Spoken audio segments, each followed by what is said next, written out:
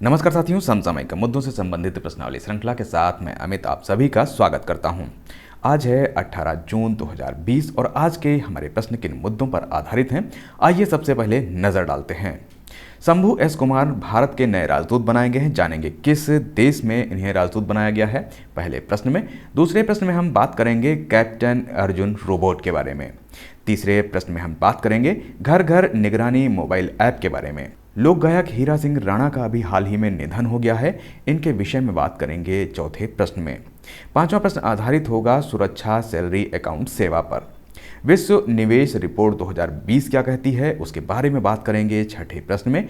सातवां प्रश्न आधारित होगा health care supply chain portal पर। इंस्टा फ्लैक्सी कैश सुविधा क्या है, इसके बारे में बात करेंगे आठवें प्रश्न में। ग्रीन मिजोरम दिवस क्या है, इसके बारे में बात करेंगे नवें प्रश्न में। और 10वें प्रश्न में जानेंगे रज पर्व उत्सव के बारे में।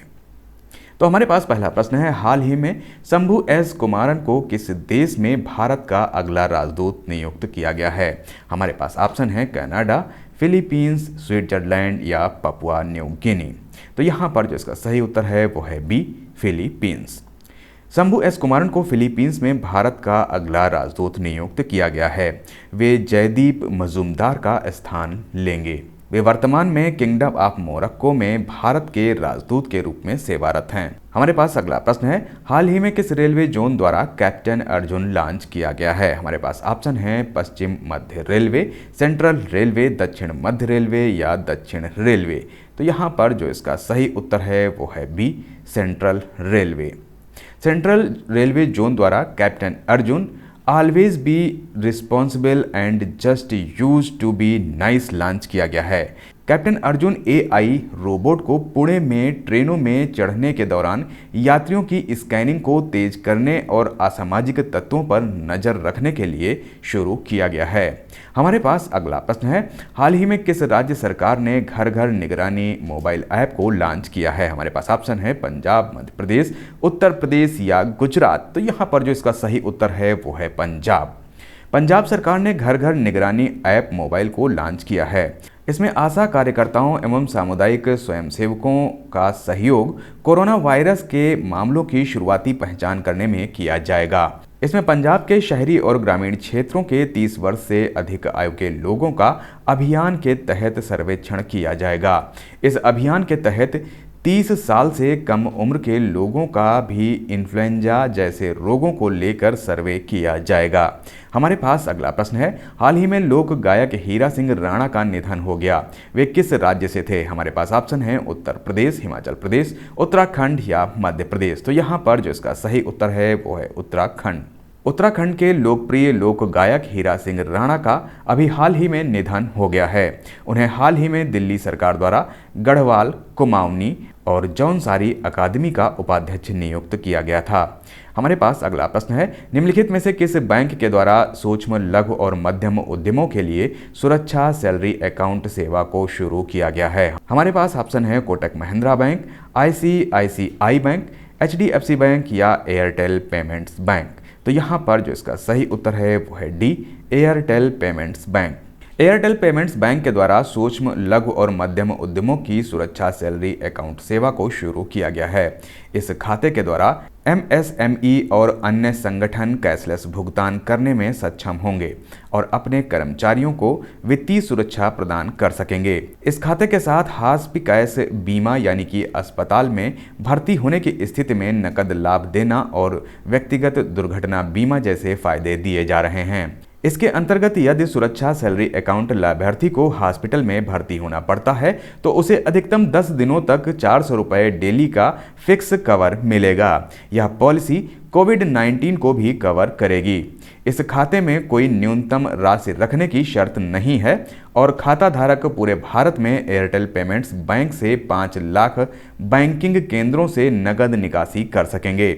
इसमें एक माह में 50,000 रुपये तक की नकद निकासी और 20,000 रुपये तक की जमा पर कोई चार्ज नहीं लगेगा। हमारे पास अगला प्रश्न है, हाल ही में अंकटाड की विश्व निवेश रिपोर्ट 2020 में सबसे अधिक विदेशी निवेश प्राप्त करने वाले देशों में भारत का कौन सा स्थान है। हमारे पास ऑप्शन है 10वां, 9वां, 8वां या 7वां। तो यहाँ पर जो इसका सही उत्तर है वो है बी, 9वां स्थान। अंकटाड की विश्व निवेश रिपोर्ट 2020 में सबसे अधिक विदेशी निवेश प्राप्त करने वाले देशों की सूची में भारत 51 अरब डॉलर का प्रत्यक्ष विदेशी निवेश प्राप्त करने के साथ 9वें स्थान पर है। एशिया के क्षेत्र में भारत शीर्ष 5 देशों में शामिल है, जिनमें चीन प्रथम स्थान पर है, जबकि वैश्विक स्तर पर अमेरिका प्रथम स्थान पर है। अंकटाड की स्थापना 30 दिसंबर 1968 को संयुक्त राष्ट्र महासभा द्वारा पारित प्रस्ताव के अंतर्गत महासभा के लिए स्थायी अंग के रूप में हुई। इसका मुख्यालय जिनेवा में है। अंकटाड के महासचिव केन्या के मुखिसा कित्सुई हैं। हमारे पास अगला प्रश्न है, हाल ही में केंद्र सरकार ने निर्माताओं, सप्लायर और ग्राहकों के लिए निम्न में से कौन सा health care supply chain portal launch किया है? हमारे पास ऑप्शन है आरोग्य पथ, संजीवनी पथ, संजीवनी सेतु या आरोग्य सेतु। तो यहाँ पर जो इसका सही उत्तर है वो है ए, आरोग्य पथ। केंद्र सरकार ने निर्माताओं, सप्लायर और ग्राहकों के लिए आरोग्य पथ health care supply chain portal launch किया है। इसके जरिए केंद्र द्वारा महत्वपूर्ण हेल्थ केयर सप्लाई समय के मुताबिक मरीजों तक पहुंचाई जाएगी। वैज्ञानिक और औद्योगिक अनुसंधान परिषद ने इस पोर्टल को लॉन्च किया है।